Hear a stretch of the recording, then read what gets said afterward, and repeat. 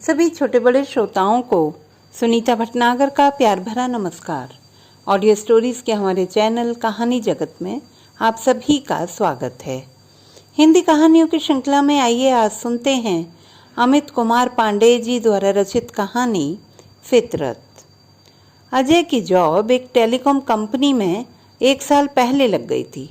वह अभी अपने 1 साल की ट्रेनिंग समाप्त करके बेंगलोर से लखनऊ वाया दिल्ली होते हुए लौट रहा था। वो काफ़ी खुश था क्योंकि उसे पोस्टिंग लखनऊ मिली थी, जो कि उसके होम टाउन वाराणसी से बहुत दूर नहीं थी। रास्ते में जाम की वजह से वह देरी से प्लेटफॉर्म पर पहुंचा। प्लेटफॉर्म पर ट्रेन को खड़ा पाकर उसकी जान में जान आई। उसने अपनी कलाई पर बंधी घड़ी पर नज़र डाली। अभी ट्रेन जाने में 15 मिनट बचे थे, अतः उसने चाय पीने का निश्चय किया। चाय पीकर वह अपने आरक्षित डिब्बे की ओर चल दिया। जब वह डिब्बे पर चढ़ रहा था, उसकी नज़र डिब्बे पर चिपके आरक्षण चार्ट पर गई। उसने देखा कि उसकी सीट के आसपास सिर्फ सीनियर सिटीजन लोगों की ही सीट थी। उसने सोचा, काश उसकी सीट के आसपास किसी लड़की की सीट होती तो इतना लंबा सफ़र आराम से कट जाता। एक बार फिर उसने अपनी किस्मत को कोसा और अपनी सीट की तरफ चल दिया। ट्रेन ठीक समय पर चल दी। थोड़ी देर बाद टीसी टिकट चेक करने आया। अजय का टिकट देखकर वह बोला, आपकी सीट एसी फर्स्ट क्लास में हो गई है। अजय अपना सामान उठाकर एसी फर्स्ट क्लास की तरफ चल दिया। जैसे ही वह फर्स्ट क्लास के कूपे में पहुंचा तो पाया कि वहां पहले से ही उसकी ट्रेनिंग की बैचमेट, जिसकी पोस्टिंग लखनऊ में थी, वह बैठी थी। अजय ने बोला, हाय मोहिनी। मोहिनी ने हाय कहा। अजय ने अपना सामान सीट के नीचे डाल दिया और आराम से मोहिनी के सामने वाली सीट पर बैठ गया। तभी टीसी ने प्रवेश किया। टिकट चेक करने के बाद वह बोला, अब आप लोग कूपे का दरवाज़ा बंद कर लें। मोहिनी लगातार खिड़की से बाहर देख रही थी। अजय ने पूछा, आप कहाँ की रहने वाली हैं? दिल्ली। मोहिनी ने बिना अजय की तरफ देखे उत्तर दिया। मैं वाराणसी का। अजय ने बिना पूछे जवाब दिया। फिर काफ़ी देर कूपे में एक बोझिल सा सन्नाटा छाया रहा। मोहिनी अब भी खिड़की से बाहर देख रही थी और अजय कभी बाहर तो कभी मोहिनी को देख रहा था।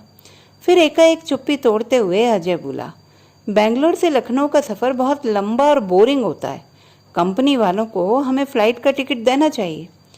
मोहिनी ने एक हल्की मुस्कान के साथ अजय की तरफ देखा और फिर बाहर देखने लगी। थोड़ी देर बाद अटेंडेंट ने रात के खाने का ऑर्डर लिया और चला गया।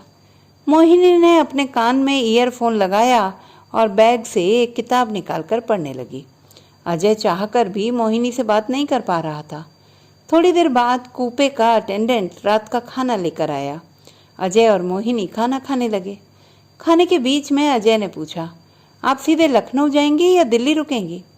मोहिनी ने कहा, मैं सीधे लखनऊ जाऊंगी, बाद में छुट्टी लेकर दिल्ली जाऊंगी। अजय ने पूछा, और आपके घर में कौन कौन हैं आपके अलावा? मोहिनी बोली, मेरे अलावा मेरे पापा जो बैंक में काम करते हैं, मम्मी हाउसवाइफ हैं और एक छोटा भाई जो अभी पढ़ रहा है।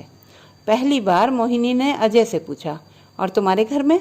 अजय ने कहा, पापा जो एक सरकारी वकील हैं, मम्मी हाउसवाइफ हैं और एक छोटा भाई जो अभी पढ़ रहा है। फिर दोनों ने खामोशी से खाना खाया। खाने के बाद दोनों अपनी बर्थ पर लेट गए। मोहिनी अपनी किताब दोबारा पढ़ने लगी। अजय कूपे की लाइट बंद करके लेट गया और अपने मोबाइल के साथ खेलने लगा, पर उसका ज़्यादा ध्यान मोहिनी की ही तरफ था। अजय ने मोहिनी से कहा, कितना अच्छा है कि हम लोगों की पोस्टिंग अपने घर के आसपास ही मिली है, नहीं तो बहुत दिक्कत होती। मोहिनी ने तपाक से कहा, कितनी अजीब बात है, जब हमें जॉब नहीं मिल रही होती है तो हम कहीं भी जाने को तैयार होते हैं, और जैसे ही हमें जॉब मिल जाती है तो हम अपनी सुविधा देखने लगते हैं। वैसे मुझे कहीं भी पोस्टिंग मिल जाती, मुझे कोई दिक्कत नहीं होती। अजय को शायद मोहिनी से ऐसे उत्तर की आशा नहीं थी। इसके बाद अजय बिल्कुल चुप हो गया और मोबाइल बगल में रखकर खिड़की से बाहर देखने लगा। मोहिनी अपनी किताब पढ़ने में व्यस्त हो गई। ट्रेन तेज गति से भागी जा रही थी। कूपे में एकदम सन्नाटा छाया था। कुछ देर बाद शायद मोहिनी को एहसास हुआ कि उसने अजय से कुछ ज़्यादा बेरुखी से बोल दिया। फिर उसने अपने आप ही कहा, पता नहीं मुझे क्या हो जाता है, कभी कभी मैं बड़े अजीब तरीके से जवाब दे देती हूँ जो मुझे नहीं देना चाहिए। अजय ने उसका कोई उत्तर नहीं दिया। वो लगातार बाहर देखता जा रहा था। कुछ देर रुककर अजय ने कहा, पोस्टिंग की बात तो उसने ऐसे ही कही थी। वैसे जो कुछ तुमने कहा है वह बिल्कुल सही है। मोहिनी ने हंसते हुए कहा, सही तो कहा है पर बहुत अजीब तरीके से। फिर बोली, तुम्हें नींद नहीं आ रही? अजय ने कहा, मैं अक्सर देर से सोता हूँ और सुबह देर से ही उठता हूँ, इसीलिए मुझे ट्रेनिंग के दौरान काफ़ी दिक्कत महसूस हुई। लेकिन आपको नींद क्यों नहीं आ रही? मोहिनी बोली, मुझे रात में खाना खाने के बाद चाय पीने की आदत है, शायद इसीलिए उसकी तलब लग रही है। अजय ने कहा, देखते हैं, ट्रेन शायद किसी स्टेशन पर रुक जाए तो चाय मिल सकती है। जैसे ही ट्रेन अगले स्टेशन पर रुकी, अजय 2 कप चाय लेकर आया। मोहिनी ने चाय का कप लिया और अजय को धन्यवाद दिया। उधर ट्रेन ने गति पकड़ी और इधर अजय और मोहिनी के वार्तालाप ने गति पकड़ ली। थोड़ी देर बात करने के बाद मोहिनी बोली, अच्छा चलो अब सो जाते। मोहिनी ने कूपे की लाइट बंद की और सो गई। उधर अजय की आंखों में नींद कहाँ, वो लेट कर एक बार फिर मोबाइल से खेलने लगा। बीच बीच में निगाह मोहिनी पर डाल देता था। सोते हुए मोहिनी का चेहरा बहुत ही खूबसूरत लग रहा था। उसने सोचा निश्चय ही मोहिनी उसके बैच की सबसे खूबसूरत लड़की थी। फिर पता नहीं कब उसे नींद आ गई। थोड़ी देर बाद मोहिनी उठी और कूपे से बाहर चली गई। इसी दौरान अजय की भी नींद टूट गई। थोड़ी देर बाद ही मोहिनी वापस आई और अपने बर्थ पर सो गई, पर इस बार उसे नींद नहीं आ रही थी। आखिरकार अजय ने पूछ ही लिया, मोहिनी क्या कोई समस्या है क्या? मोहिनी बोली, हाँ, मेरे सिर में बहुत दर्द है, क्या तुम्हारे पास कोई पेन किलर है? अजय ने तुरंत मोहिनी को दवा दी। मोहिनी ने एक बार फिर अजय को धन्यवाद दिया और कहा, आज तुम मेरे साथ नहीं होते तो मैं मुसीबत में पड़ जाती। हमारा बैच इतना बड़ा था कि हम लोगों के बीच परिचय नहीं हो पाया, पर आज देखो, एक ही पोस्टिंग की वजह से हम साथ साथ हैं। मैंने ट्रेनिंग के दौरान सिर्फ प्रवीण से दोस्ती बढ़ाई, वह भी सिर्फ इसलिए कि वह भी दिल्ली का रहने वाला है। अजय ने कहा, प्रवीण की पोस्टिंग तो कोलकाता है। मोहिनी ने कहा, हाँ, वो लखनऊ आने के लिए प्रयास कर रहा है। चलो अच्छा है, एक अजनबी शहर में हम दोनों तो परिचित होंगे। अजय मन ही मन बहुत खुश हो रहा था। शायद पहली बार किसी लड़की से वह इतनी बात कर रहा था, और लड़की भी मोहिनी जैसी। मोहिनी ने पूछा, क्या सोच रहे हो? कुछ नहीं, कोई पुरानी बात याद आ गई थी। मोहिनी ने कहा, मैं तुम्हें परेशान तो नहीं कर रही हूँ कि तुम सोच रहे हो कि मेरे सिर में दर्द है इसलिए मैं तुमसे बात कर रही हूँ और रात में परेशान कर रही हूँ? तुम चाहो तो सो सकते हो, तुम्हारी दी गई दवा से अब मुझे आराम होने लगा है। ये तुम क्या कह रही हो? वैसे भी मुझे रात को इतनी जल्दी नींद कहाँ आती है, इसमें परेशानी की क्या बात है? वैसे भी अब हम एक ही शहर के हो गए, इसलिए हमें एक दूसरे के सुख दुख का ख्याल तो रखना ही होगा। मोहिनी ने कोई प्रतिक्रिया नहीं दी। अजय ने कहा, मोहिनी क्या मैंने कुछ ज़्यादा कह दिया? वह बोली, नहीं, तुमने ठीक कहा, अभी हमें एक रात और बितानी है, तब कहीं जाके दिल्ली आएगा। तभी अजय बोल पड़ा, और फिर दिल्ली से लखनऊ। मैं सोच रहा हूँ अगर तुमसे मेरी मुलाकात नहीं होती तो ये सफ़र कैसे कटता। तभी मोहिनी बोल उठी, तो तुम मुझे टाइम पास समझ रहे हो? और ज़ोर से हंस पड़ी। अरे नहीं नहीं, मैं तुम्हें बता रहा हूँ कि इस सफ़र में तुम मेरे लिए कितनी अहम होने वाली हो। अजय ने तो मजाक किया, पर मोहिनी गंभीर हो गई। एकाएक खुशनुमा माहौल गंभीर वातावरण में बदल गया। थोड़ी देर बाद दोनों खिड़की से बाहर देखने लगे। मोहिनी ने कहा, रात अब काफ़ी हो चुकी, अब मेरे सिर का दर्द भी ठीक है, चलो सो जाती हूँ। थोड़ी देर बाद अजय और मोहिनी अपनी अपनी बर्थ पर सो गए। सुबह मोहिनी की नींद अटेंडेंट की आवाज़ से खुली, जो सुबह की चाय लेकर आया था।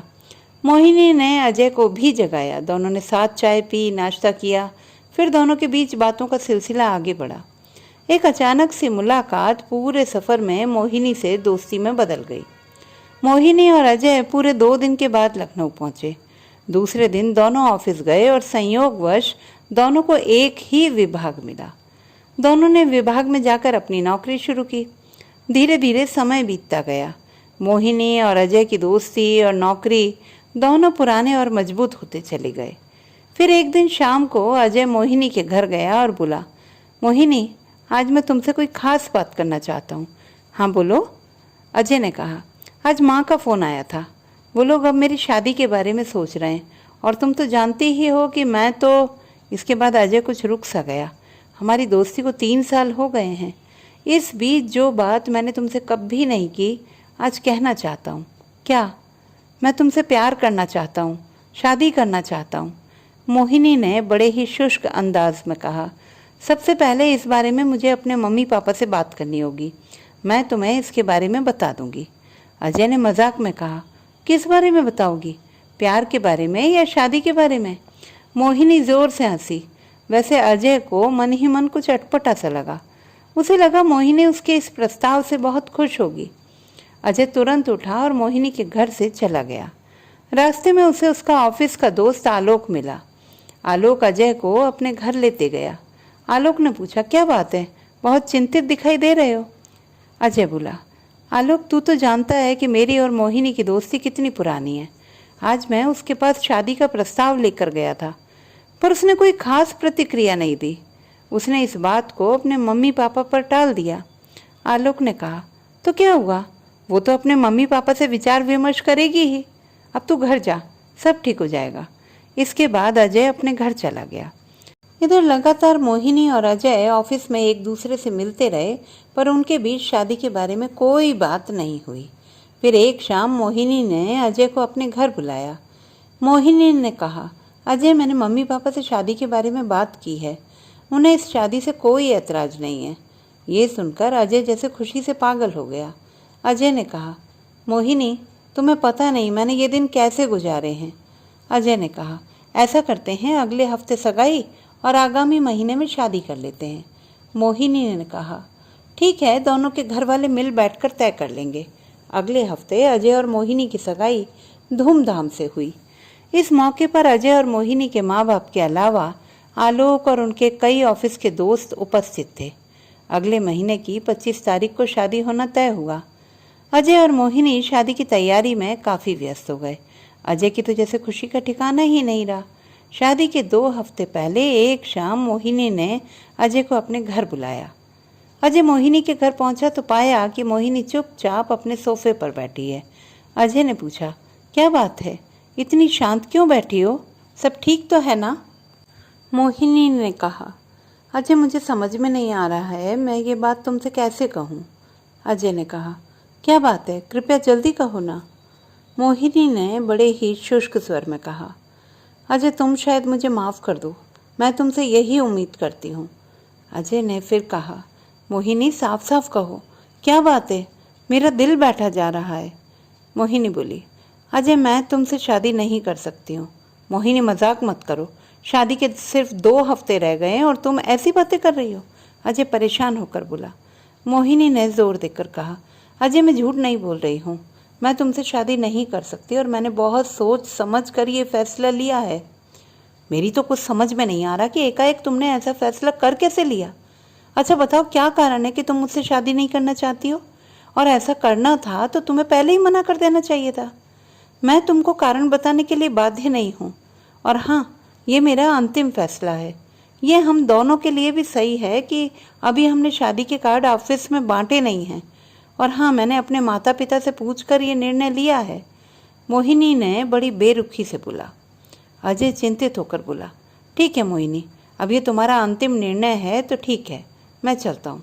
अजय उठा और मोहिनी के घर से निकल गया। अजय ने आलोक को फ़ोन करके अपने घर बुला लिया और सारी घटना से अवगत कराया। आलोक ने गुस्से से कहा, यार बड़ी अजीब लड़की है, अगर यही सब करना था तो पहले ही मना कर दिया होता, कम से कम इतनी बेइज्जती तो नहीं होती। यार अजय तूने कारण जानने की कोशिश नहीं की थी, पर उसने कहा कि मैं कारण बताने के लिए बाध्य नहीं हूँ। वो परेशान सा होकर बोला। आलोक ने अजय को दिलासा देते हुए कहा, यार तू परेशान मत हो, मोहिनी कोई आखिरी लड़की नहीं है। अब मैं चलता हूँ, तू भी आराम कर, मैं इसका कारण पता लगाने की कोशिश ज़रूर करूँगा। दूसरे दिन ऑफिस में मोहिनी नहीं आई थी और अजय ने इस बात पर ध्यान भी नहीं दिया था। आलोक ने अजय को बताया कि मोहिनी 2 हफ्ते की छुट्टी पर जा रही है, थोड़ी देर में उसकी ट्रेन है। अजय को पता नहीं क्या सूझा, वो ऑफिस छोड़कर मोहिनी के घर चला गया। मोहिनी ने दरवाज़ा खोला। अजय ने कहा, क्या मैं अंदर आ सकता हूँ? मोहिनी ने कुछ खास प्रतिक्रिया नहीं दी और बड़े अनमने ढंग से कहा, आ जाओ पर ज़रा जल्दी करना, मेरी दिल्ली के लिए अभी ट्रेन है। अजय खड़ा ही रहा और मोहिनी ने अजय को बैठने के लिए भी नहीं कहा। अजय ने कहा, मोहिनी, मैं यहाँ सिर्फ तुमसे शादी नहीं करने का कारण जानने आया हूँ, अगर तुम बताना चाहो। मोहिनी बोली, अजय तुम प्रवीण को जानते ही होंगे, वही जो मेरे साथ ट्रेनिंग के दौरान बेंगलोर में था और दिल्ली का रहने वाला है। अजय बोला, हाँ, तुमने एक बार ट्रेन में उसका जिक्र किया था। मोहिनी अजय से आंखें चुराकर बोली, मैं उससे शादी करने जा रही हूँ। अजय, प्रवीण IAS बन गया है, उसका स्टैंडर्ड अब तुमसे बहुत ऊंचा हो गया है और ख़ास बात यह है कि वह भी मुझे बहुत चाहता है। अब मेरी चॉइस बहुत साफ है, उसकी पोस्टिंग केरला में है और मैं शादी के बाद अपना तबादला केरला करवा लूँगी। अजय ने कहा, मोहिनी तुमने बिल्कुल ठीक किया, हर किसी को अपना फ़ायदा सोचने का अधिकार है। यह कहकर अजय मोहिनी के घर से निकलकर अपने घर चला गया। शादी के कुछ दिन बाद मोहिनी का तबादला केरला हो गया। समय के साथ अजय मोहिनी को भूलकर अपने ऑफिस के काम में व्यस्त हो गया। इस बीच अजय के माता पिता ने अजय की शादी करने की बहुत कोशिश की, लेकिन अजय ने शादी करने से मना कर दिया। धीरे धीरे 8 साल बीत गए।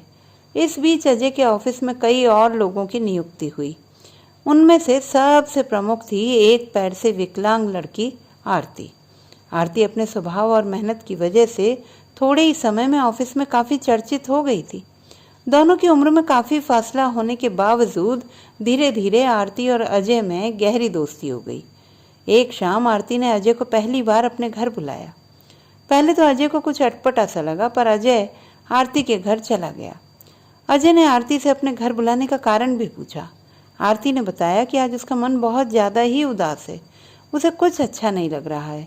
अजय ने इसका कारण पूछा तो वह बोली, आज माँ का फ़ोन आया था, वो मेरी शादी को लेकर बहुत चिंतित दिखाई दे रही थी। अब सर आप ही बताओ, मैं एक पैर से विकलांग हूँ, बैसाखी के सहारे चलती हूँ, ऐसी दशा में मुझसे कौन शादी करेगा। मम्मी बहुत उदास थी तो मैं भी उदास हो गई। अजय ने कहा, ऐसा नहीं है, तुम उदास ना हो, भगवान सब ठीक कर देगा। आरती ने बात बदलते हुए कहा, सर आज आप पहली बार घर आए हैं, रात का खाना यहीं से खाकर जाइएगा। अजय ने कहा, अरे नहीं, मैं चलता हूँ, तुम परेशान मत हो। पर आरती नहीं मानी और अजय को खाने के लिए रुकना पड़ा। खाने के दौरान आरती ने अजय से कहा, सर एक बात पूछूं, आप नाराज़ नहीं होंगे। अजय ने कहा, नहीं, पूछो। आरती बोली, मेरी शादी क्यों नहीं हो सकती ये तो आप जानते हैं, पर आपने अभी तक शादी क्यों नहीं की। अजय ने कहा, तुम तो मेरी कहानी जानती ही हो। मोहिनी ने शादी के लिए हाँ कहा और ऐन वक्त पर उसने मना कर दिया। मैंने अपने आप को बहुत अपमानित पाया। उसके बाद मेरी शादी की हिम्मत ही नहीं पड़ी। खैर, अब तो मेरी उम्र भी 40 के आसपास है, अब कोई लड़की वैसे भी मुझसे शादी नहीं करेगी। तो क्या हुआ, आज भी बहुत सी लड़कियां शादी के लिए तैयार हो जाएंगी। आरती बोली। अजय ने मजाक में कहा, लड़कियां नहीं, औरत बोलो, और जोर का ठहाका लगाया। आरती के घर से लौटते वक्त अजय की मुलाकात आलोक से हो गई। आलोक ने पूछा, अजय कहाँ से लौट रहा है। वह बोला, आरती के घर चला गया था। कुछ खास? नहीं, यूं ही वह थोड़ा परेशान थी, फिर उसने रात के खाने के लिए रोक लिया। फिर अजय ने आलोक को सारी बात बताई। आलोक बोला, तो बुरा मत मान तो एक बात कहूँ। बोल, इसमें बुरा मानने वाली क्या बात है। तूने भी तो इस उम्र तक शादी नहीं की है और आरती के साथ भी दिक्कत है, क्यों ना तुम दोनों आपस में शादी कर लेते। तू भी ना कुछ भी बातें करने लगता है। वो मेरी अच्छी दोस्त है और उसके और मेरे बीच उम्र का काफ़ी फासला है। आलोक ने समझाते हुए कहा, यार तेरी उम्र ज़्यादा है तो आरती के साथ भी तो समस्या है। मेरी बात मान तो, एक बार सोच के देख। ये कहकर आलोक चला गया। अजय भी अपने घर आ गया और सोने के लिए बेड पर लेट गया, पर उसे नींद नहीं आ रही थी। वो बार बार आलोक की कही गई बात पर विचार करने लगा। वो सोच रहा था कि आलोक ने उसके मन में शादी का विचार एक बार फिर जगा दिया। वो सोच रहा था कि अगर वो आरती से शादी की बात करता है तो आरती उसके बारे में क्या सोचेगी, आरती से बात करनी चाहिए या नहीं। इसी ऊहापोह में वो काफ़ी देर तक जागता रहा। अंत में उसने आरती से बात करने का निर्णय लिया। अजय ने आरती को देर रात फ़ोन लगाया। आरती के फ़ोन उठाते ही अजय तुरंत बोला, आरती, देर रात फ़ोन करने के लिए माफ़ी चाहता हूँ, पर बात कुछ ऐसी है कि मैं अपने आप को रोक नहीं सका। आरती बोली, सर अगर बात इतनी ही ज़रूरी है कि आप कल तक का इंतज़ार नहीं कर सकते तो घर आ जाओ। अजय ने तुरंत कपड़े बदले और आरती के घर पहुँच गया। आरती थोड़ा हिचकते हुए दरवाज़ा खोलते हुए अजय को बैठने का इशारा करती है। अजय ने थोड़ा घबराते हुए कहा, आरती तुमसे एक बात कहूँ, अगर तुम बुरा नहीं मानो तो। आरती ने नहीं का इशारा किया। अजय बोला, आरती यदि तुम चाहो तो मैं तुमसे शादी करना चाहता हूँ। आरती तो जैसे सन्न रह गई। सर आप कहीं मेरे साथ मजाक तो नहीं कर रहे हैं? एक तो ज़िंदगी ने मेरे साथ पहले ही मजाक किया है। अजय ने जोर देकर कहा, नहीं आरती, मैं मजाक नहीं कर रहा हूँ। सर मुझे एक दिन का समय दीजिए, मैं अपने माता पिता से पूछकर आपको बताती हूँ। अजय ने कहा, मैं इंतज़ार करूँगा। और फिर शुभ रात्रि कहकर वह अपने घर चला आया। दूसरे दिन शाम को आरती ने अजय को अपने घर बुलाया और कहा, उसने अपने माता पिता से बात की है और वो इस शादी के लिए राजी हैं। इतना कहते ही आरती का चेहरा शर्म से झुक गया। अजय ने खुशी से उसका हाथ पकड़ लिया और बोला, अब हम अगले महीने ही शादी कर लेंगे। आरती ने बिना कुछ बोले सिर हिला दिया। आरती मन ही मन सोच रही थी कि उसने तो कभी सोचा भी नहीं था कि उसकी ज़िंदगी में भी कभी ठहराव आएगा। वो बहुत खुश थी। अजय ने अपने माता पिता से बात करके शादी की तारीख पक्की कर दी। अब तो अजय और आरती के मिलने का सिलसिला ऑफिस के बाहर भी होने लगा। आरती इस शादी का बड़ी बेसब्री से इंतज़ार कर रही थी। अजय का मित्र आलोक इस शादी से बहुत खुश था। एक दिन अजय अपने ऑफिस से लौटने के बाद घर पर आराम कर रहा था, तभी उसके दरवाजे की घंटी बजी। उसने उठकर दरवाज़ा खोला तो पाया कि सामने मोहिनी खड़ी थी, बिल्कुल उदास, चेहरे पर कोई तेज नहीं। मोहिनी बोली, क्यों, इतने दिन बाद मुझे देखकर आश्चर्य हो रहा है? अजय ने कहा, तुम, वो भी इतने साल बाद? मोहिनी ने कहा, घर के अंदर नहीं बुलाओगे?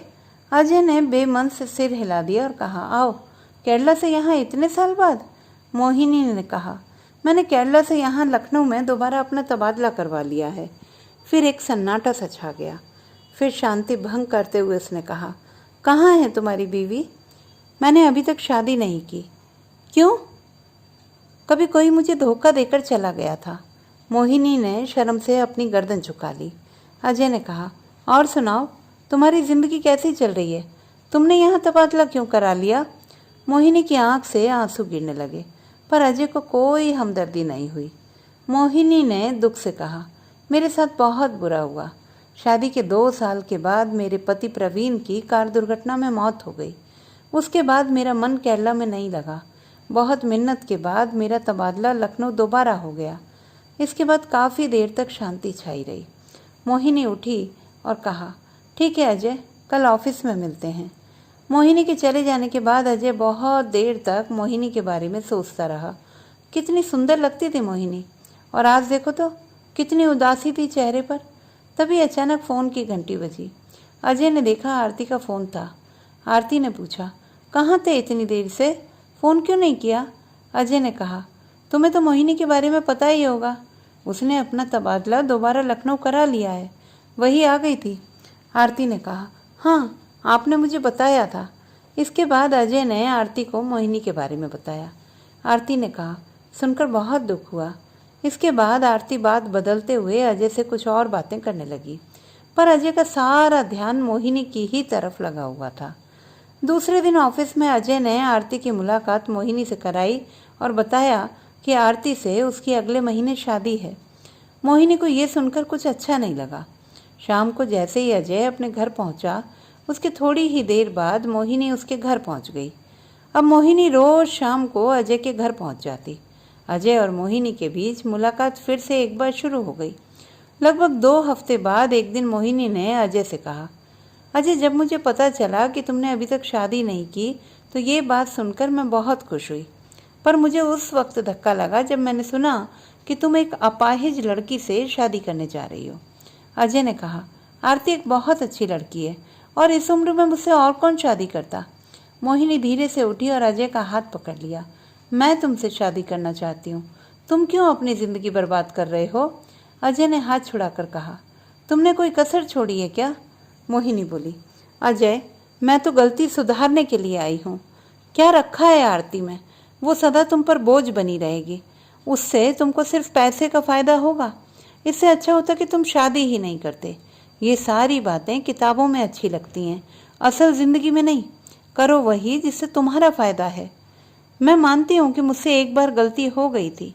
मैं अपनी भूल सुधारने के लिए तैयार हूँ। एक भूल तो भगवान भी माफ़ कर देता है, और मुझे अपनी गलती की सज़ा मिल चुकी है। मेरे इस प्रस्ताव को ध्यान से सोचना, जल्दीबाजी में कोई निर्णय नहीं लेना। हो सकता है भाग्य को यही मंजूर हो कि हम दोबारा मिलें। ये कहकर मोहिनी ने बड़े प्यार से अजय का हाथ पकड़ा और घर से बाहर चली गई। उसके जाने के बाद अजय बहुत ही परेशानी में आ गया। अब उसे कुछ समझ नहीं आ रहा था। अजय सोच रहा था कि क्यों इतना सब कुछ होने के बाद भी उसके मन में मोहिनी के लिए हमदर्दी है। इस असमंजस की स्थिति में उसने आलोक को फ़ोन करके अपने घर बुला लिया। अजय ने आलोक से कहा, यार तुमसे एक राय लेनी है। आलोक ने कहा, हाँ बोल, क्या बात है। अजय ने कहा, यार तुझे तो पता ही है कि मोहिनी वापस आ गई है। आलोक ने गुस्से से कहा, मैं तेरा मतलब नहीं समझा। अजय ने थोड़ा झेंपते हुए कहा, यार तुझे तो पता ही है कि मोहिनी के ऊपर क्या बीती है। अब वह बिल्कुल अकेली है। वो अपनी गलती सुधारना चाहती है। वो मुझसे शादी करने के लिए तैयार है। तुझे तो पता ही है कि आरती के साथ शादी एक समझौता है। आलोक ने कहा, लेकिन तुझे अभी ऐसा क्यों लग रहा है?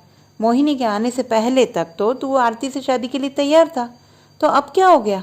तूने ही पहले आरती से शादी के लिए हाँ कही थी। तू ये क्यों नहीं कहता कि मोहिनी को दोबारा पाने की ख्वाहिश तेरे मन में जाग गई है? तुझे पता है ना कि मोहिनी कितनी स्वार्थी लड़की है। अजय ने कहा, पर मोहिनी अपनी गलती सुधारने के लिए तैयार है और वह कह रही थी कि एक गलती तो भगवान भी माफ़ कर देता है। आलोक ने गुस्से से कहा, देख अजय, मोहिनी को भगवान माफ़ करे या ना करे, पर तूने यदि आरती से शादी नहीं की तो तुझे भगवान कभी माफ़ नहीं करेगा। ये कहकर आलोक अजय के घर से निकल गया। अजय काफ़ी देर तक सोच विचार करता रहा। दूसरे दिन शाम को वह आरती के घर गया। अजय ने कहा, आरती, मैं तुमसे कुछ खास बात करने आया हूँ। आरती ने कहा, सर, बेझिझक होकर कहिए। अजय ने कहा, आरती तुम तो जानती हो कि मोहिनी मेरा पहला प्यार है। अब जब वह दोबारा आ गई है तो मेरे मन में उससे शादी करने की इच्छा जागृत हो गई है और वह भी मुझसे शादी करना चाहती है। पर मैं तुम्हें शादी का वचन दे चुका हूँ। मेरी कुछ समझ में नहीं आ रहा है। आरती बोली, सर आप मुझसे क्या चाहते हैं? यदि आप मोहिनी से शादी करना चाहते हैं तो कर सकते हैं, और जहाँ तक वचन का सवाल है, मैं आपको उससे मुक्त करती हूँ। आज के इस युग में अब इन बातों का कोई मतलब नहीं है। मैंने आपसे पहले ही कहा था कि आप मुझसे शादी करके परेशान रहेंगे। अजय ने कहा, आरती तुमने मुझे शादी के बंधन से मुक्त कर दिया, मैं इसका धन्यवाद कैसे करूं? आरती बोली, सर इसकी कोई ज़रूरत नहीं। इसके बाद अजय चुपचाप आरती के घर से चला गया। आरती काफ़ी देर तक अपने सोफे पर बैठी रोती रही। शायद अब उसकी ज़िंदगी में कभी ठहराव नहीं आएगा। उधर अजय ने मोहिनी को फ़ोन किया और खुशी से बोला, मोहिनी, मैंने आरती से बात कर ली है। अब मैं उससे नहीं, तुमसे शादी के लिए तैयार हूँ। मोहिनी बोली, अजय मुझे तुमसे इसी समझदारी की उम्मीद थी।